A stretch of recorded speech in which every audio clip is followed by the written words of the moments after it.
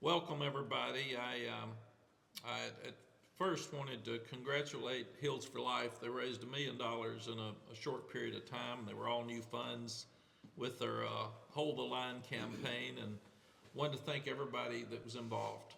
It was everybody had a helping hand for the campaign. It was a full team effort, and they reached out to the entire fan base. A lot of people on your websites stepped up and helped us, and I appreciate that so much, and want to say thank you, because everybody's got to be on board now for NIL.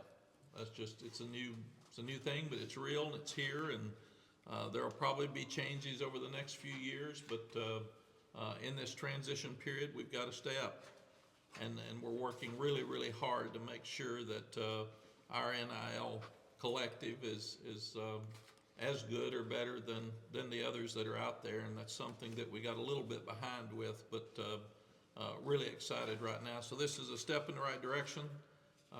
It sure doesn't mean we're there. We've got to continue to go. We said we need a minimum of 5 million this spring, and we're getting close to that, but we need to continue to work to get there. But again, thank you to everybody that contributed, and if you haven't, let's keep this momentum going and reach out to Hills for Life website and learn more, and continue to give to the kids. Our guys have been great. We've had guys that people have tampered with, and that's a real problem across the country, but our guys overall have been great. They've been understanding. They basically said, Coach, you and the collective handle the NIL and we'll handle the football. So they're great young people, and I appreciate it. We've had a few staff changes. Corey Holliday, after 23 years, and he decided he wanted to spend more time with his younger son, who's a professional soccer player growing up here, and so Corey's retiring, and it's emotional for me when you have him as a great player and a captain and a leader, and then you come back and he's one of the top leaders in our building for our football program. So really, really proud for him. And we'll restructure the staff, and a lot of staff members will get added responsibilities, starting with Pat Suttis, because Pat does such a tremendous job for us. But we'll just make it work within the building, and really just have other people doing a lot of different stuff. Daryl Moody retired. That's been in the works for about a year. Daryl wants to go play more golf and take some time off, and I think his brother's in Ashburn and has golf 3 days a week, and Daryl said, I'm missing that, I got to go do it. So, but Daryl's done a tremendous job for us with our guys, helping them transition to the NFL and giving them information, and then Sparky Woods wanted to pursue other opportunities because he's done a lot of great things here, but Sparky's a coach. He wants to coach and get on the field, and I totally understand that as well. So appreciate what those guys have done and how much hard work they've put in and how many lives they've changed over our last 5 years. Really excited about hiring Brian Simmons. He'll be the senior advisor to the head coach and our pro liaison. So he basically takes Coach Moody's place. And with that, what we will do is he'll also be involved in evaluation for the portal, because he's got such great experience. He was obviously he's a legendary Tar Heel, first team All-American. He's in our Ring of Honor, first round draft pick, 10-year NFL veteran, and then 8 years experience as an NFL scout, and then 8 years experience as a high school coach. So he fits this role perfectly. He and Daryl are very good friends. They used to travel together with all of the scouting stuff, so it'll be a seamless transition. I'm actually speaking at a Nike clinic this weekend in Orlando, and Brian's going to pick me up and then take me back to the airport. And he'll be here in the first part of March and go through spring practice with the guys and make sure that he and Daryl work together with the combine and the pro day this year, so our guys do not get behind. Our early enrollee class, we said we signed 30 that came in. That's 20 high school guys, 3 preferred walk-ons, 1 junior college player that we said was eligible coming out of high school, and then 6 transfers. And those 6 transfers you'll get to talk to today. Very proud of the group of high school guys that came in. Their average core GPA was a 3.448. So they're a very bright group. We've been on the road most of the time recruiting, but we just got back and getting to watch them for the last couple of days. They're very athletic, and it'll be fun to coach them this spring, and should really help us have more depth in the fall, because when you're here in the spring, it gives you a chance to be more like a sophomore, or at least a redshirted freshman by the time that the fall starts. But workouts are going really well. We moved spring practice back till the day after spring break, because we wanted more time in our off-season program. We've got some things we're changing and things we want to get done. So spring practice will start the 19th of March, with the spring game being at 3 o'clock on April 20th. So that will be afterwards. And that's the first time that we've done that, but all of our coaches are getting more involved in our off-season program, and we wanted another week to be able to do the things that we needed to do. You start 9-1 and you don't finish well. You start 6-0 and you don't finish like you want to. So we're close. We're so close. We got so many great things going, but we've got to uncover every little stone to figure out what we can do to change the narrative. So we're evaluating everything. And then you got to learn how to win close games when you don't play well. You're not going to play well all the time. And when you don't play well, when we've played well offensively, we usually win. If we didn't, we weren't good enough on defense, so we lost. What we've got to do is get better on defense, be more like we were 2 years ago in special teams, because we weren't as good this year. And then we've got to learn how, as coaches, to do a better job in tight ball games where we're not playing well, and figure out how to way to win it. And that's the exciting part of where we are right now as we work toward that. We had a great recruiting weekend this weekend with the Duke basketball game. It's always special to bring guys in, and they had a great time. Before I turn it over to Pat, he's going to talk about each one of these guys individually, like he did the high school signees. It's a little bit weird today's signing date. We're not signing anybody. So we were walking around today saying, isn't today signing date? I said, yeah, it's a little different than the old days for all of us. So it is different. Questions? Just real quick on Corey Holiday, Mack. So you're not hiring someone for that role. You said you're going to delegate it, split it up a little bit. Yes, we're just going to restructure. And the same thing with Sparky's position. We're just going to restructure and work within the building as much as we can to move things around. How much will the Heels for Life and the money that you guys are raising allow you to be really active post-spring practice in the portal? It'll help us. We need to get another $1 million. We need to get to a minimum of $5 million, and then you've got to be able to have retention on your roster. I mean, that's really important now. We lost Diego, and then you've got to, and that'll be a factor at the end of spring practice, because then you start the next cycle of the transfer portal, and then I think it's even more expensive for guys in the second phase of the transfer portal, because guys that didn't get what they wanted to in the first part and go through spring practice and see how desperate they are to get somebody at that position. So we've got to be more competitive in those areas. So you have to keep your guys in December, then you got to keep them again in April and May. Absolutely.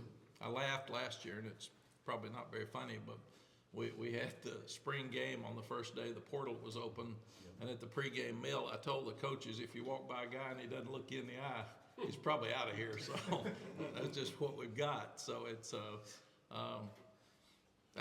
that's the world we're living in. So I figured this out too. We can either gripe about it, or we can work it. And when we had COVID, it was really bad. It was an awful situation for our world. And as coaches, you could either gripe about COVID and the things we couldn't do, or you could be the one that was the most creative and innovative and make it work. Same thing with what we've got now with the transfer portal and NIL. One of the fun things for me is trying to make it work. We can all talk about all the bad things. There's a lot of great things with NIL. It's just that we read about all the horror stories, and that's what we got to get corrected. There's a lot of great things with the transfer portal. I go back to Joe Burrow. he would have gone down as a third-team quarterback at Ohio State instead of a Heisman Trophy national championship winner. So there's some great stories in the transfer portal. The sad stories are the ones that transfer 4 or 5 times, and every time something goes wrong, they're going to another place. So those are the things we got to get worked out. We've got to work out what is best for NIL and the players. They're getting paid. They're going to get paid for the rest of their lives. How can we do a better job of making sure that we have a strategic plan where all of us can get involved with helping young people instead of having it all over the place? And I think that's one huge thing right now we've got to look at. Will Brian continue his radio work on game days? No, he's going to be working with us. So that was one thing that he had to consider. But he's so excited to get back. And like I said, I talked to him this morning. He's picking me up Saturday morning. And I've talked to him on the phone. I haven't seen him because we didn't need to interview him. So he didn't come in. He knows the place really well. Mack, I want to go back to the balance between, griping with the way things are now with the transfer portal and NIL and having fun with it, like you said, as far as being more innovative and all that. I mean, how do you handle that balance of being, staying away from being frustrated to the point where, you know what, I've had enough, I'm fed up with this or whatever, and still staying focused on the fact that, you have to keep up with the Joneses, with everybody else who is embracing this era of college football? You get up in the morning and we all need a purpose. And right now I have a purpose in helping our guys and helping North Carolina football. It's better than it was when we got here. Facilities are better. We're playing better, and we're so close. I want to get it where we wanted it, and that's. I think everybody got mad at me when I said 8 and 9 is pretty good around here. The truth is, it has been. That's who we've been on the good days, on the good years, and the truth is, that's not what we came back for, and that's not good enough. We want to win all the games, and it's so crazy next year with the 12-team playoff. Now I restructured our goals the other day, and I told our staff and our team, you want to win the opener, you want to win the ACC, and then you want to win your last game. And so your goals are different, and who knows what's going to happen with bowl games. And the other thing we need to do a better job of, if you're not in the playoff and you're in a bowl game, we need to do a better job of playing more people during the season and being able to manage opt-outs better. Because if not, you're just not going to win bowl games anymore. So we need to try to figure out who might opt out based on agents, based on NFL, and then play some more guys. So you just don't have one person that when they walk out, you lose the game. And that's just something we've got to look at. So it's challenging, but at the same time fun to take all this craziness. Easy to gripe, better to have fun with it and try to figure it out and try to help North Carolina get ahead. Mack, in a perfect world, how many would you like to add when the next portal window opens? Or how many do you need to add? We really are looking at a defensive lineman. That's what we need because we're thin with the younger defensive linemen. But other than that, we're in pretty good shape. And the other thing, Adam, that's where Pat's been so valuable. Roster management has become very difficult. Somebody may walk in today and say, I'm going in the portal, and then it changes your question. So going through spring practice, trying to be very honest with the players like we have, and then being in a position to, if these 5 guys are leaving, then you've got to replace them. And that's where the portal is so important at that point. And you've got to look at the portal every day, and in some cases, guys already know where they're going. Right. Yeah. So that's tougher with the tampering that's going on. But our staff does a tremendous job of looking at every one of them. I used to laugh. I used to send Pat every one of them, and all he would do, he used to call me and say, give me a long answer and now he just says, no grades, no character. Some chance, we're looking. But I've quit sending them to him because he's tired of answering my text. He's way ahead of me. But O-line, you think you're okay at the offensive line now? I feel good about where we are. There's potentially we can be better in the offensive line next year than we were the last 2 years, in my opinion. Okay. I like what I'm seeing. Can you elaborate on Howard and on Austin? I guess you cannot speak about the recent commitment, but. Yes, Pat, I can't say anything about guys that aren't here, right? Trying to trick you, Coach. Yeah, No. well, That's why I yeah. said he can't. But you know, you're next, so they're gonna get So you you. can So. talk about the two that are Get ready. Yes, You can't talk about the other one, that's fine. yes, so What do you like Austin, about Howard and Austin? Austin has been, fantastic as a leader. He is fit in, he is a guy who can play all 5 spots, cause he has. I look out the window a few minutes ago, and before he comes in here to speak, he and, Max Johnson are out there snapping the ball. But he has been so encouraging with the other guys to get them at everything, and I've seen him in the weight room. I've seen him run some. We can't see him with a ball. They just won't let us do that yet. But I'm really, really impressed with his attitude, because he's been such a great leader in a short term. He was helping us recruit, so he was wanting to go everywhere and do everything. So I love his attitude. He's very similar to Corey Gaynor, and what Corey brought us when he came in here with his energy and toughness from Miami. Howard's huge. You're going to see in a minute. He's huge, and he's got length, and we've really been impressed with him. And the good thing for him is so many of the young guys. I think Howard's got 3 years left, Pat. Yes, sir. Yeah, Howard's got 3 years left, and the great thing for him is Randy Clements coached him, recruited him, and coached him, so he has been on the field with him and knows how good he can be. And we think he'll just get better and better and better. So, and then we can't talk about the other two. All right, guys, we're looking to bring Pat in and let him talk about the rest of these guys. Thank you all. Travel safe. Appreciate